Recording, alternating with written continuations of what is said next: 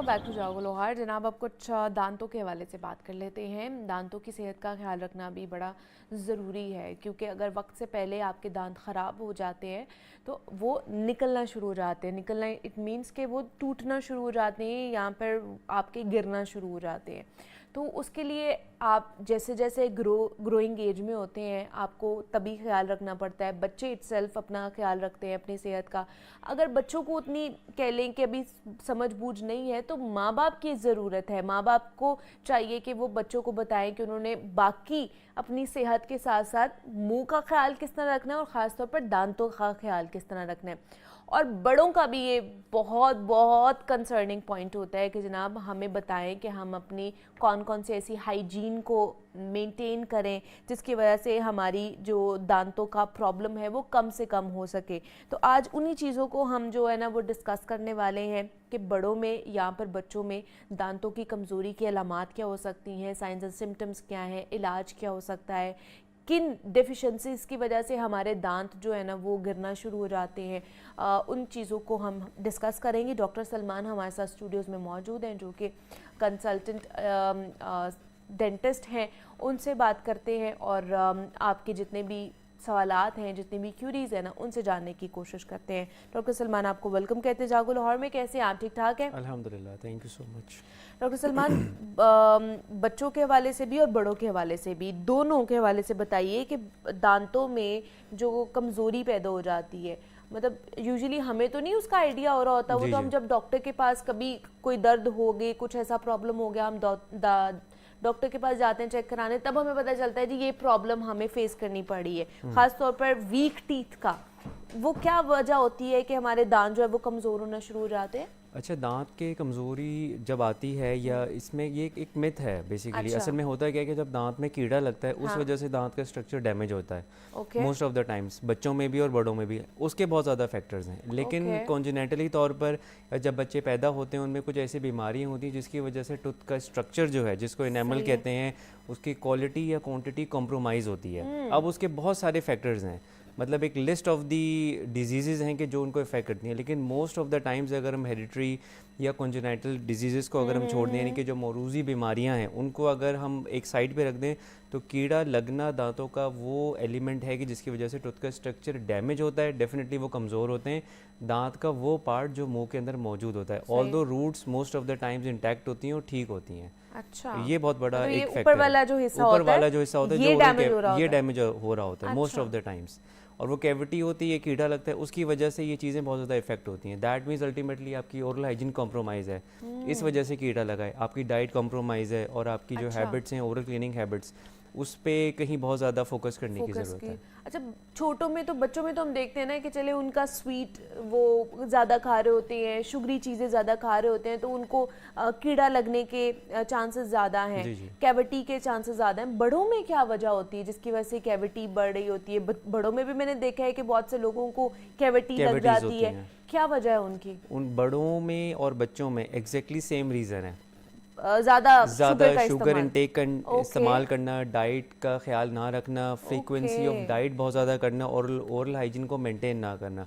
Secondly सबसे important बात है कि हमारे यहाँ एक ना, मैं काफ़ी प्रोग्राम्स में मैंने बात हाँ हाँ। डिस्कस की है कि अगर आप डेंटिस्ट के पास अपने फॉलो विजिट्स को रखें ना, तो आपकी बहुत सारी चीज़ें इवेल्युएट हो जाती हैं। आपकी ओरल हेल्थ नहीं, आपकी इंटरनल बॉडी सिचुएशन भी, dentist would be the first person who can recognise this thing कि आपकी बॉडी में ये भी कोई सिम्टम हो सकता है। क्योंकि देखें, अच्छा। आपकी बॉडी में जो भी कोई बीमारी है ना, वो ओरल कैविटी में ज़रूर कहीं ना कहीं अपना फिंगरप्रिंट छोड़ती है, तो वो भी एक बहुत इंपॉर्टेंट एलिमेंट है। तो अच्छा। बच्चे हो या बड़े हो, ओरल हाइजीन दोनों के लिए मेंटेन करना सही है, ज़्यादा मतलब अगर है। और कैविटी अगर आप लगी है बच्चों बड़ों को में भी डेफिनेटली तो वो भी ज़्यादा चीनी का वो भी इस्तेमाल ज़्यादा करें। जो है वो जो रिफाइंड कार्बोहाइड्रेट हैं या हाँ। जो इजीली फर्मेंटेबल शुगर्स हैं, उनका वो इस्तेमाल ज़्यादा करते हैं। एक्चुअली ठीक है। हमारे यहाँ ना फ्रीक्वेंसी ऑफ डाइट बहुत ज़्यादा है कि सही है। बहुत ज़्यादा मरतबा खाना खाना, क्वांटिटी इतनी मैटर नहीं करती। आप जितनी मरतबा उसकी फ्रीक्वेंसी ज़्यादा अच्छा। करेंगे, उतनी ज़्यादा दफ़ा जो है वो जो टूथ है वो बैक्टीरियल टॉक्सिन्स अपना प्रोड्यूस करेंगे, उतना ही टूथ अंडर अटैक आएगा। ओके। उसको मेंटेन करना जो है वो एक वो बड़ा वो ज़रूरी है। ज़रूरी है। अच्छा, दूसरा कैल्शियम और विटामिन डी की कमी की वजह से भी कहते हैं ना कि आपके दांत जो हैं वो कमज़ोर होना शुरू हो जाते हैं, वीक होना शुरू हो जाते हैं। ऐसा है? अच्छा, ये ना बात सिर्फ उस वक्त तक एप्लीकेबल है जिस वक्त टूथ की फॉर्मेशन हो रही होती है। अच्छा। बच्चों के दांत बन रहे हों हाँ। या जो परमानेंट टूथ बड है, वो बन रहा हो, उस वक्त कोई भी मिनरल है, कैल्शियम है, मैग्नीशियम है, फास्फोरस है, अगर इनकी डेफिशिएंसी होगी तो दांत या तो बन जाएगा, उसकी क्वालिटी कॉम्प्रोमाइज़ होगी या उसकी क्वांटिटी कॉम्प्रोमाइज़ होगी। लेकिन वंस टूथ फॉर्मेशन कंप्लीट हो चुकी है, आप उसके बाद जितना मर्जी कैल्शियम ले लें, जितना मर्जी एलिमेंट ट्रेस एलिमेंट्स आप कर लें, जो भी ईडेबल्स हैं, तो उससे कोई फ़र्क नहीं पड़ेगा। हम ये कहते हैं कि जी दूध पीना चाहिए, बिल्कुल पीना चाहिए, लेकिन दूध से ज़्यादा जो है ना वो दही का इस्तेमाल होना चाहिए। दही में भी कैल्शियम बहुत ज़्यादा होता है। लेकिन जो आपने स्पेसिफिक सवाल पूछा उसमें कि टूथ की formation at the time of the formation of a tooth, पानी का इस्तेमाल अगर आपका ठीक है, पानी ठीक आता है, उसके अंदर फ्लोराइड बहुत ज़्यादा नहीं है, अगर टूथ की फॉर्मेशन के वक्त ये सारी चीज़ें बिल्कुल ठीक हैं तो इस एज सच कोई प्रॉब्लम नहीं आती। लेकिन अगर टूथ की फॉर्मेशन के टाइम इन सारी चीज़ों में से कोई चीज़ डेफिशिएंट हो गई तो डेफिनेटली वो अपना फुटप्रिंट जो है वो छोड़ेगी, वो फिर लॉन्ग लास्टिंग वो फिर सारी जिंदगी फिर वो चीज़ रहेगी। डेफिशिएंसी आ गई है तो फिर वो हो गई है। वो फिर आप ऐसा नहीं है टूथ की फॉर्मेशन के बाद आप कैल्शियम सप्लीमेंट्स खाना शुरू कर दें तो वो कवर अप हो जाए। No, that's not possible up to this date. आज की डेट में अगर कोई थ्योरी आ गई हो तो I can not comment on that, लेकिन up to the best of my knowledge after the formation of a tooth आप जितना भी मर्जी एलिमेंट्स ले लें, वो माइट बी पॉसिबिलिटी बॉडी के दूसरे पार्ट्स के ऊपर इफेक्ट करे, जैसे बोन के ऊपर, लेकिन not on the tooth structure. Okay, मतलब हमारा even after the formation of the ये तो एक बहुत बड़ी मिथ है जिसमें हम भी जी रहे थे कि मतलब अगर आप बड़े भी हो गए हैं तो आप एल्डरली एज में भी आ गए हैं तो अगर आप कैल्शियम और विटामिन डी का ख्याल रखते हैं तो आपकी जो बोन्स तो अच्छी रहती हैं, टूथ आपकी भी अच्छे रहते हैं। टूथ फॉर्मेशन, टूथ एक दफा फॉर्म हो गया, बस बन गए, मतलब बचपन में जैसे जैसे वो निकल रहे हैं, उस टाइम आपको फॉर्मेशन उनके, तब इन चीजों का ज्यादा ख्याल रखना चाहिए। एक दफा टूथ की फॉर्मेशन हो गई है, उसके बाद एज सच कोई प्रोनाउंस्ड इफेक्ट नहीं है।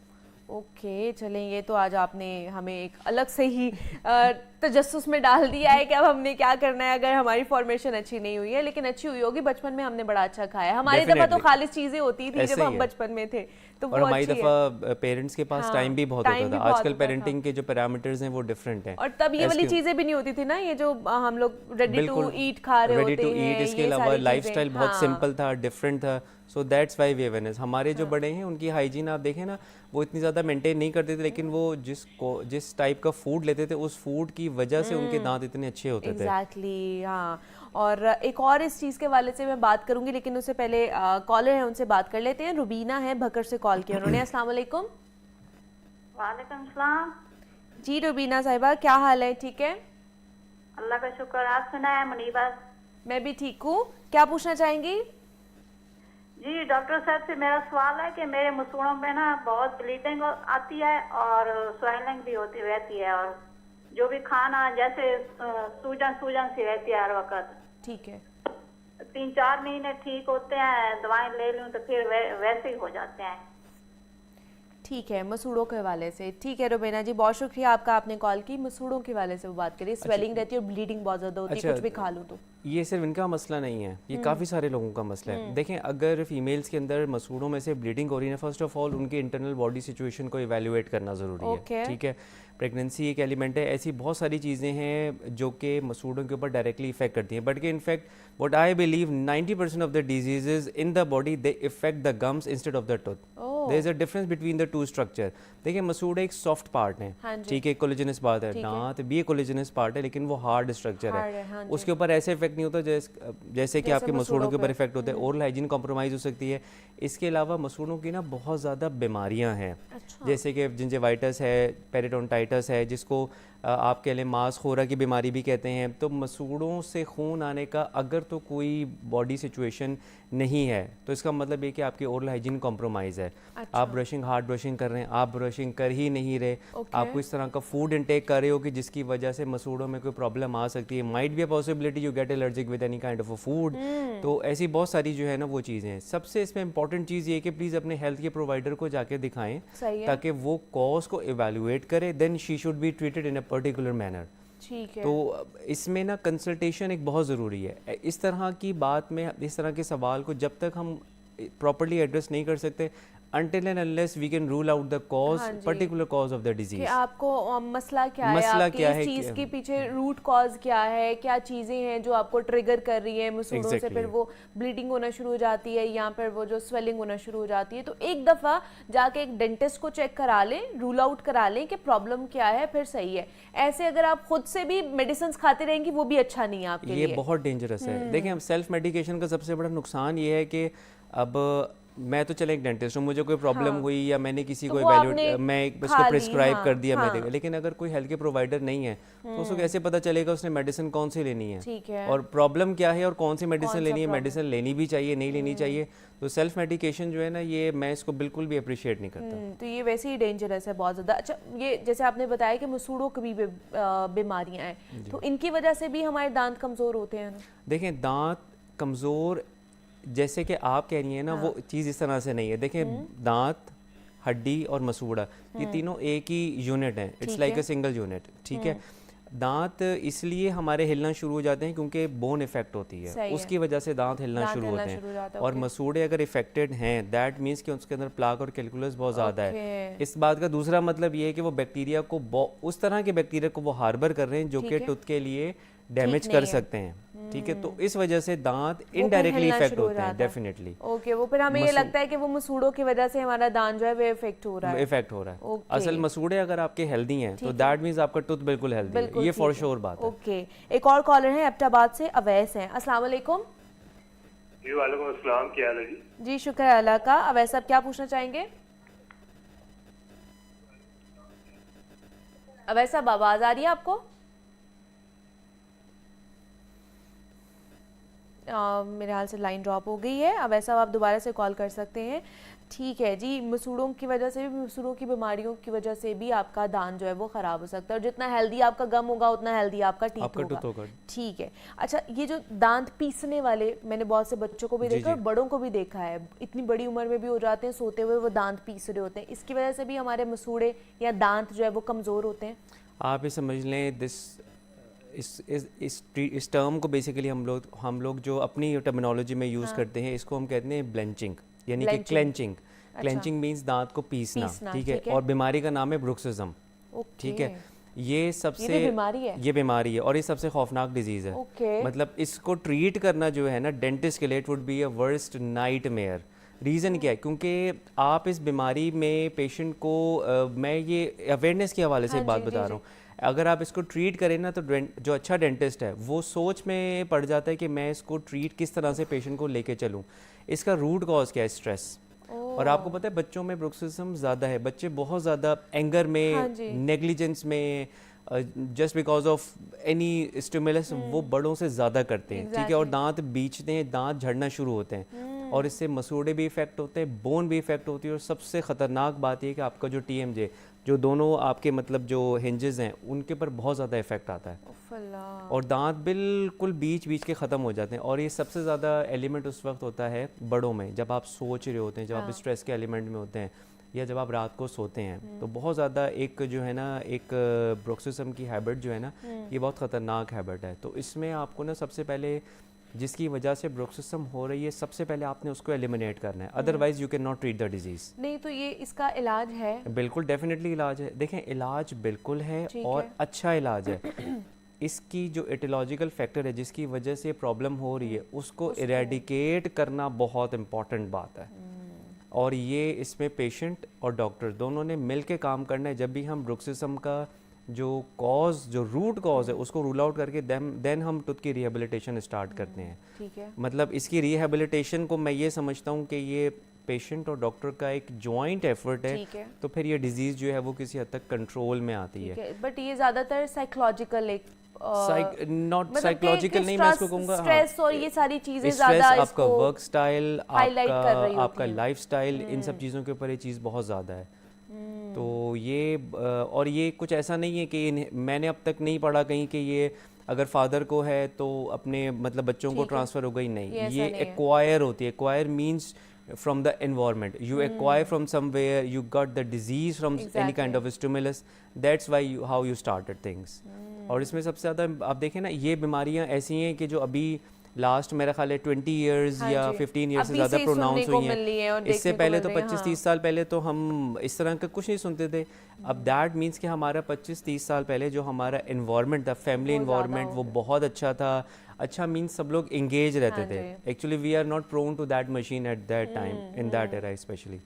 तो इस वजह से अब ये बीमारियां जो है ना वो ज़्यादा होना शुरू हो गई हैं, लेकिन उनका इलाज है, घबराना नहीं है आपने, इलाज है। अगर आप टाइमली वो करवाना Yes, शुरू कर देते हैं तो yes. ये प्रॉब्लम्स को हैंडल किया जा सकता है और दोबारा से जो है ना आप अपनी ज़िंदगी में बेहतर फील कर सकते बेहतरीन हैं। हो सकता है अगर आप बिल्कुल। इसको अच्छा ट्रीटमेंट करवा लें। अच्छा, दूसरा दांतों में जो सेंसेशंस, बहुत से लोग कहते हैं जी हम जी। ठंडा खा लेते हैं, गर्म खा लेते हैं, कुछ भी खाते हैं, या ऐसे ही सेंसेशन होना शुरू हो जाती है, ये भी किसी बीमारी की अलामत है? अच्छा, ये बीमारी की अलामत नहीं है। देखिए सेंसिटिविटी तो अगर मैं भी एकदम से कोई हॉट कॉफ़ी या कोई आइसक्रीम पी लूँ, आइसक्रीम मतलब इनटेक कर लूँ, या कोई बहुत ठंडा शेक पी लूँ, तो मुझे भी एकदम सेंसिटिविटी होगी। ठीक है। विद इन फिजियोलॉजिकल लिमिट्स एक नॉर्मल फिनोमेना है। ओके। ठीक है, लेकिन अगर आपको सेंसिटिविटी बहुत ज़्यादा हो रही है तो that should be alarming. You need to report this to your health care provider. उसमें कोई भी प्रॉब्लम हो सकती है, दांत का कोई स्ट्रक्चर जो है वो डैमेज हो सकता है, कोई कीड़ा लग सकता है। अच्छा। आपके दांत जो हैं वो अगेन ब्रुक्सिज्म की वजह से बहुत ज़्यादा घिस गए and you get the sensitivity. So ये कुछ अगेन सबसे इंपॉर्टेंट बात, मसूड़ों की कोई बीमारी हो सकती है जिसकी वजह से आपको प्रॉब्लम हो सकती है। So there are so many factors that contribute to the sensitivity. So इसमें भी अगेन रूट कॉज को रूल आउट करना है, देन ट्रीट दैट अकॉर्डिंगली। ठीक है। अच्छा, ये तंबाकू, पान, गुटखा, ये सारी चीज़ें भी हमारी सोसाइटी में खाई जा रही होती है, ये किस तरह हमारे दांतों को वीक कर रहे होते हैं, हमारे मसूड़ों को वीक कर रहे होते हैं? देखिए ये सारी चीज़ें ना, एक तो टूथ स्ट्रक्चर को डैमेज करते ठीक हैं, है। उसमें स्टेन्स लेकर आते हैं, और ठीक है। सेकेंडली दांतों से ज़्यादा ना जो हमारे मसूड़े और मसूड़ों से भी ज़्यादा सबसे इंपॉर्टेंट चीज़ ये होती है ज़बान और हमारा जो चीक्स के अंदर का हिस्सा है, ठीक है, जैसे नस्वार है, वो these are all precancerous, आप इसको स्टफ़ कह लें। ठीक है, ये जो आपका सॉफ्ट टूथ स्ट्रक्चर है ना, या जो soft parts of the oral cavity है मुंह के अंदर, उस म्यूकोजा को बहुत बैडली इफेक्ट करती है और वो कैंसरस सिचुएशन में वो आती है। अच्छा, बहुत सारे लोग मुझसे बात करते हैं, डॉक्टर साहब हम तो छालियाँ खा रहे हैं, नस्वार खा रहे हैं, या तंबाकू कर रहे हैं, इतने सालों से खा रहे हैं, आपको अंदाज़ा भी नहीं होता कि वो कैंसर को या प्री कैंसर सिचुएशन में कितना वो उसको प्रीवेल कर चुके होते हैं, and they start on eating. उस पर उनका पॉइंट ये होता है कि डॉक्टर साहब जितनी ज़िंदगी है उतनी तो जीनी है।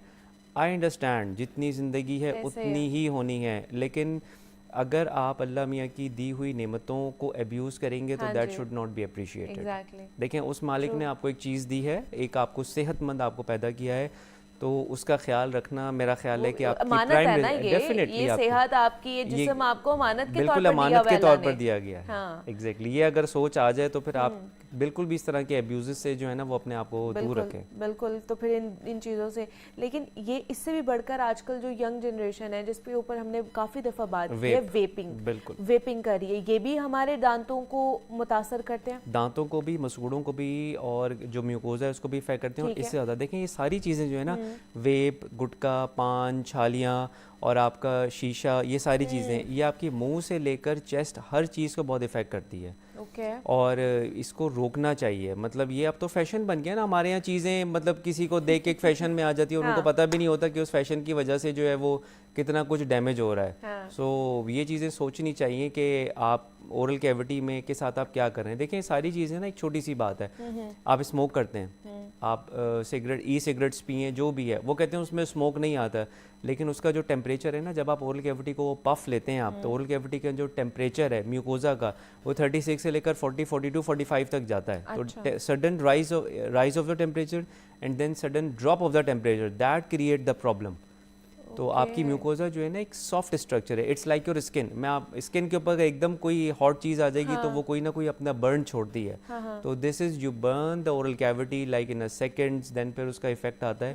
तो ये चीज़ें बहुत ज़्यादा अलार्मिंग है, and that should be stopped by the concerned authority. बिल्कुल ऐसे ही है, लेकिन हम तो फिर भी इसके ऊपर बात करते रहेंगे जब तक इसके ऊपर कोई एज सच बैन नहीं हो जाता है। अच्छा डॉक्टर सलमान, फ्लोराइड के बारे में बहुत बात की जाती है कि आपकी टूथपेस्ट में है कि नहीं, आपकी टूथपेस्ट में नमक है कि नहीं, ये क्या करते हैं हमारे दांतों की सेहत के लिए? अच्छा, फ्लोराइड एक हमें एडिक्वेट क्वांटिटी के अंदर during the formation of a tooth हमें ठीक चाहिए, है। लेकिन अगर आप एक्सेसिव फ्लोराइड लेंगे इनटेक करेंगे during the formation of a tooth तो वो प्रॉब्लम करेगा। अच्छा फ्लोराइड की वजह से फ्लोरोसिस होता है, ओके, अच्छा उसका भी एक्सेस जो उसका है वो बैड देखिए है। Excess of Okay, anything is dangerous. सही है। This is the fluoride motto. का भी काम फॉर्मेशन में ही है। फॉर फ्लोराइड का काम formation of the tooth structure के अंदर है, Okay. इनएडिक्वेट क्वांटिटी जितनी है। रिक्वायर्ड, अगर आप ठीक है। ओवर लेते हैं तो वो एक्सेस हो जाएगी, तो वो that cause a disease. Okay, मतलब ये बहुत प्रॉब्लमैटिक चीज़ें हो जाती हैं जिनको हमने आज हाईलाइट करने की कोशिश की है कि जिन वजह से हमारे टीथ या टूथ जो है वो वीक हो रहे होते हैं, मसूड़े वीक हो रहे होते हैं, उन चीज़ों से हमें परहेज करनी चाहिए। डॉक्टर सलमान हमारे साथ मौजूद है। Doctor Salman, thank you so much for coming. Break लेते हैं, मिलते हैं इस ब्रेक के बाद।